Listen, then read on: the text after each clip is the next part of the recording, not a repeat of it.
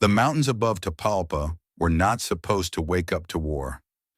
At 8 o'clock on the morning of February 22nd, 2026, mist clung low to the pine forests, rolling slowly across luxury cabins built for silence and discretion. Wealthy families from Guadalajara escaped there to disappear for weekends. Executives came to breathe air untouched by traffic or headlines. Nothing moved except wind. Then came the sound. A distant vibration at first, subtle enough to mistake for thunder, grew into a mechanical roar that shattered the calm. Helicopter rotors cut through the mountain air, echoing against ridgelines that had hidden fugitives for generations.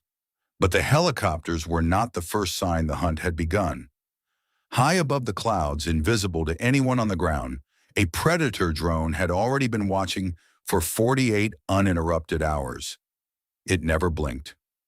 Orbiting in perfect circles, the aircraft streamed live intelligence to a joint command center hundreds of miles away. Analysts tracked heat signatures, mapped guard patrols, and measured movement patterns down to seconds. Every door opening, every vehicle arrival, every shadow crossing a window. The target sat quietly inside cabin 39 of the La Loma complex, a secluded retreat surrounded by dense forest and guarded by layers of armed security. Now inside was a man who had spent 3 decades proving he could not be caught. Nemesio Oseguera Cervantes, El Mencho. For years, his name had moved through intelligence briefings like a ghost story told among professionals, half myth, half warning. Agencies across 2 nations chased fragments of him, intercepted rumors, encrypted communications, financial trails that dissolved before completion. He adapted faster than the systems hunting him. While rival kingpins built reputations through flamboyance, he chose invisibility. No social media, no public celebrations, no predictable routines. He moved between fortified safe zones carved into mountains, communicating through trusted intermediaries rather than technology. Discipline became his armor, and discipline kept him alive. The organization he commanded, the Jalisco New Generation Cartel, had grown into something unprecedented. Not merely a trafficking network, but a vertically integrated criminal enterprise operating across continents. Synthetic drug production, fuel theft, mining operations, agricultural extortion, international logistics, an empire valued by investigators at nearly $50 billion annually. The bounty on his capture reached $15 million, making him one of the most expensive targets in modern law enforcement history. Yet brute force never found him. Patience did. Our American intelligence analysts noticed an anomaly months earlier. A woman whose travel pattern intersected repeatedly with regions known for CJNG protection zones. She avoided direct surveillance but maintained predictable luxury habits. Gated communities, private drivers, high-end accommodations. Patterns formed. Data connected. The trail climbed into the mountains, and once confirmation arrived, the operation moved from theory to execution. When Mexican Army Special Forces descended from hovering helicopters that morning, they did not storm blindly. They moved with surgical timing.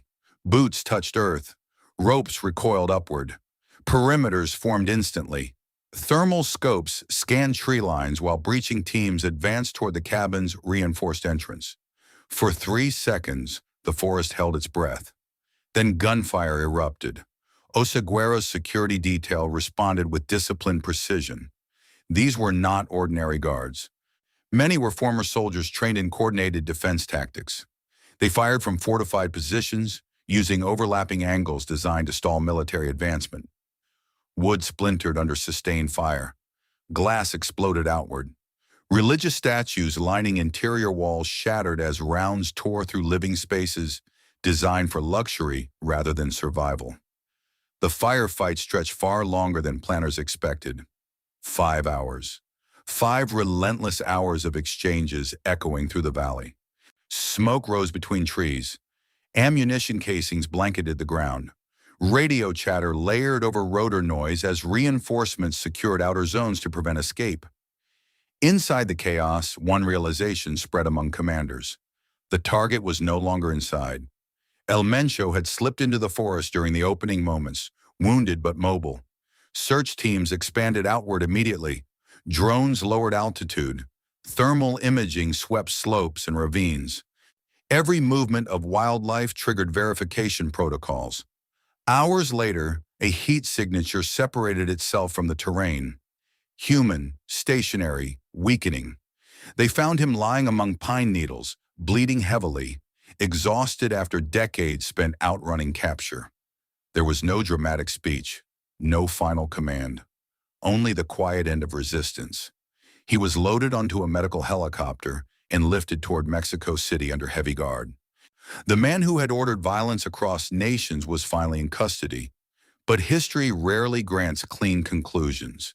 Somewhere above the mountains he once controlled, the empire's architect took his final breath before reaching a prison cell. The most wanted man on earth died in transit, and instantly the world changed. Before the smoke cleared into Tapalpa, retaliation began. Across the state of Jalisco, cartel loyalists activated emergency protocols. Within minutes, hijacked buses and freight trucks blocked highways. Vehicles were doused in gasoline and set ablaze to cripple transportation routes. Black smoke climbed into the sky from multiple cities at once. Airports halted departures. Tourists were ordered to shelter indoors. Businesses shuttered as rumors spread faster than official announcements. The message was unmistakable. The king might be gone, but the army remained. Yet to understand why his death triggered nationwide chaos, well, you have to travel backward in time, back before drones, before armies, before billions. Back to a boy standing barefoot in the dust of Michoacán. Aguililla was not a place that created legends. It created survivors. Born July 17, 1966, Nemesio grew up in a farming family where opportunity was measured in harvest yields and rainfall. Poverty was not temporary, it was structural. Education ended early because labor could not wait. By the 5th grade, his school disappeared from his life. Fields replaced classrooms. The region's economy revolved around avocados, but young Nemesio quickly noticed something adults rarely explained openly. The real money did not come from legal crops. Hidden plantations carved into nearby hills generated profits unimaginable to struggling farmers. At 14, he transitioned from laborer to armed lookout, guarding marijuana fields for local traffickers. It was his first exposure to organized crime, and his first lesson in power. Violence was not chaos there, it was currency. Protection guaranteed income. Fear enforced loyalty. Geography shielded operations from authorities who rarely ventured deep into rural terrain. Those principles would later define his entire strategy. But ambition pushed him beyond the mountains. In the early 1980s, he crossed illegally into the United States, joining thousands seeking economic escape. He settled in Northern California, absorbing the rhythms of American cities. San Francisco became his classroom. He watched demand drive markets. He observed distribution networks functioning openly beneath legitimate commerce. He learned how consumer appetite could sustain entire underground economies. By 1986, law enforcement noticed him. Arrested for theft and possession of a loaded firearm at 19 years old, he entered the criminal justice system for the first time. The experience did not deter him. It clarified risk. Soon afterward, fatherhood arrived with the birth of his first child, responsibility colliding with ambition at an early age. Instead of retreating toward stability, he escalated deeper into crime.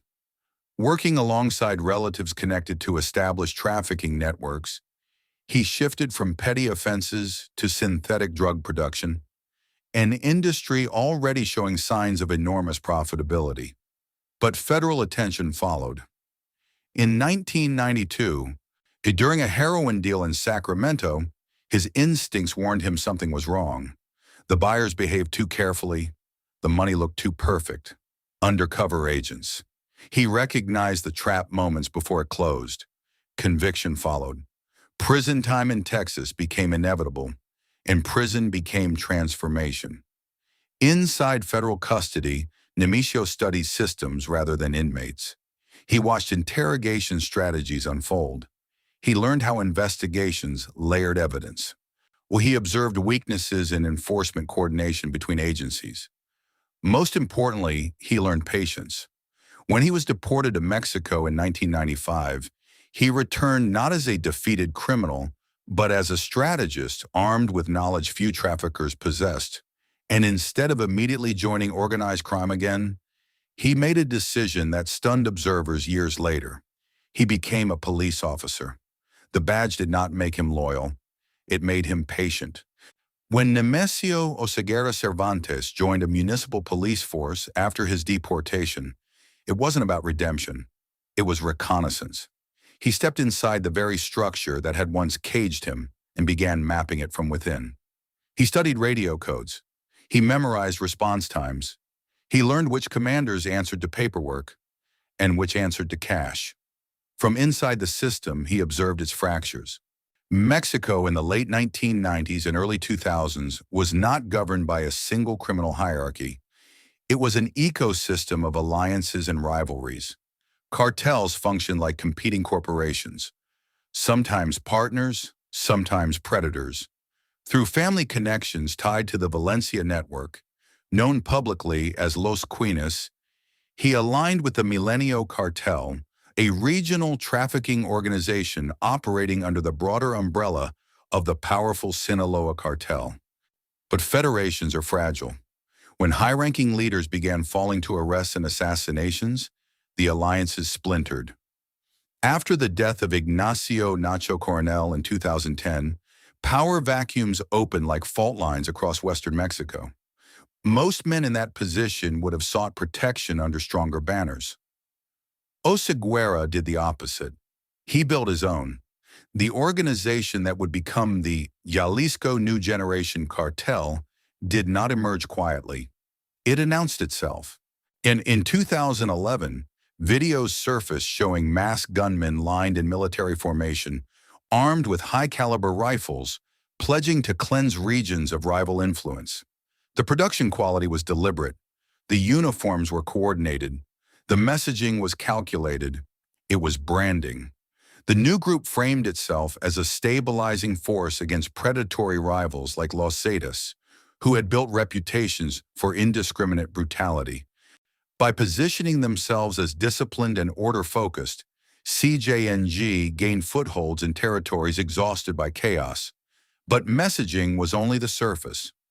Underneath, Oseguera engineered something different from older cartel models.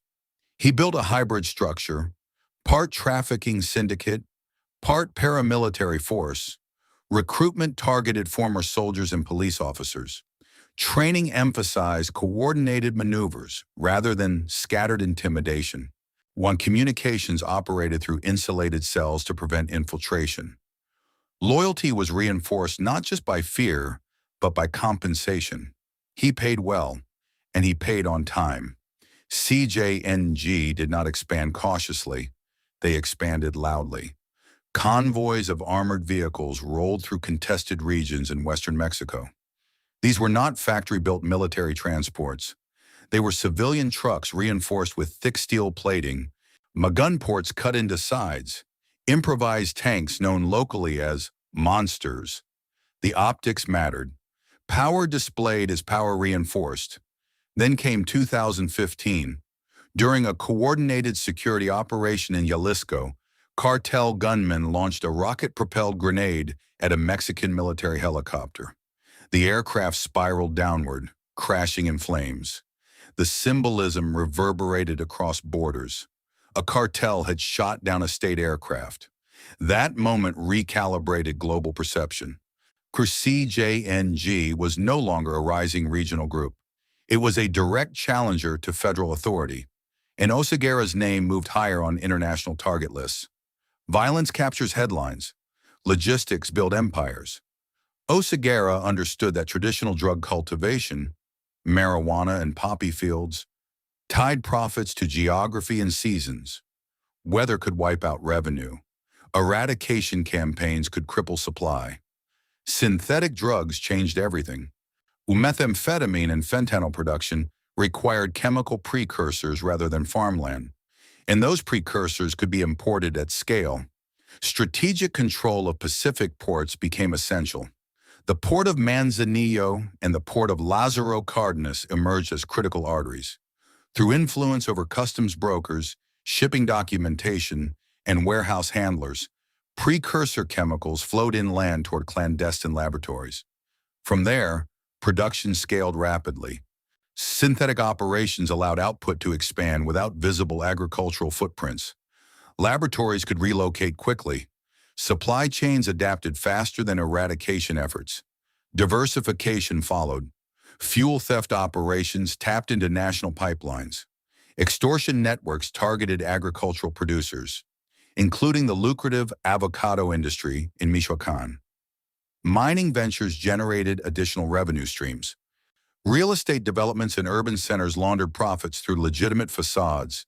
CJNG began to resemble a multinational enterprise rather than a criminal gang.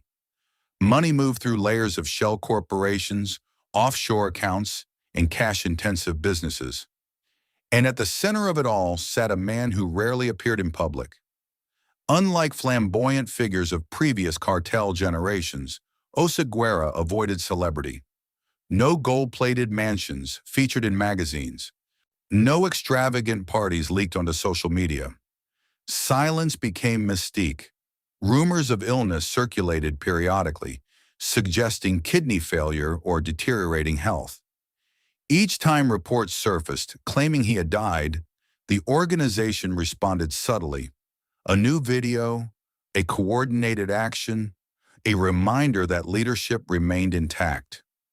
The myth of invincibility grew stronger with every failed capture attempt, but invisibility came at a cost. Trust narrowed. Communication tightened.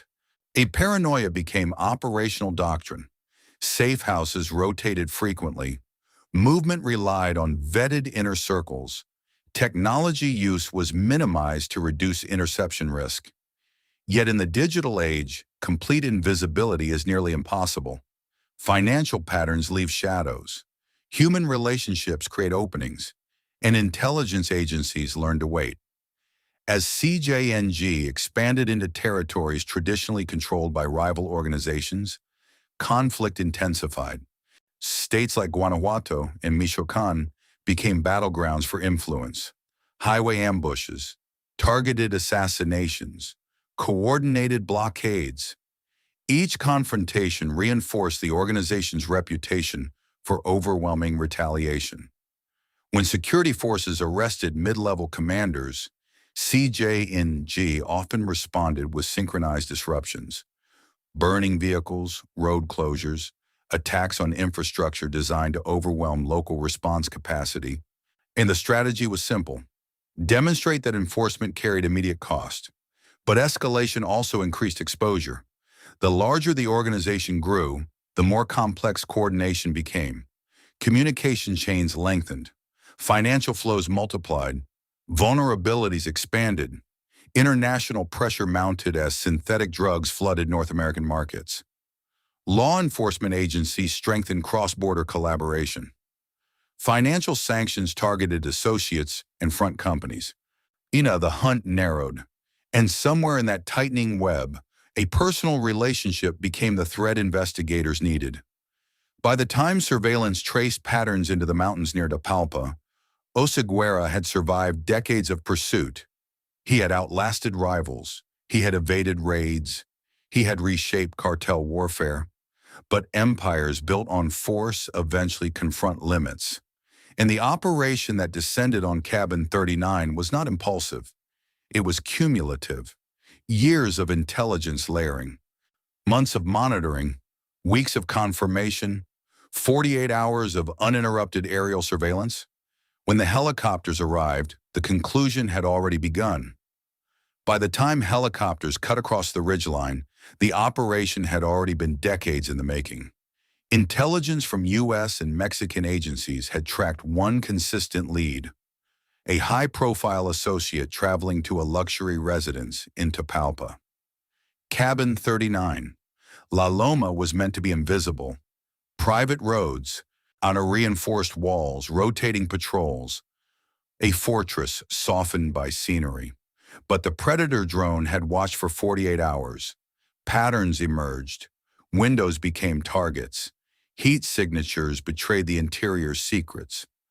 As morning mist curled through pine forests, special forces fast roped into position.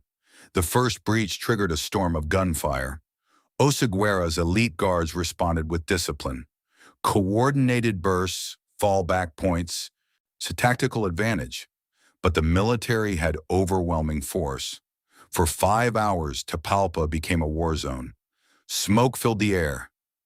8 cartel guards were dead. And then, the target was found, wounded, trying to vanish into the forest.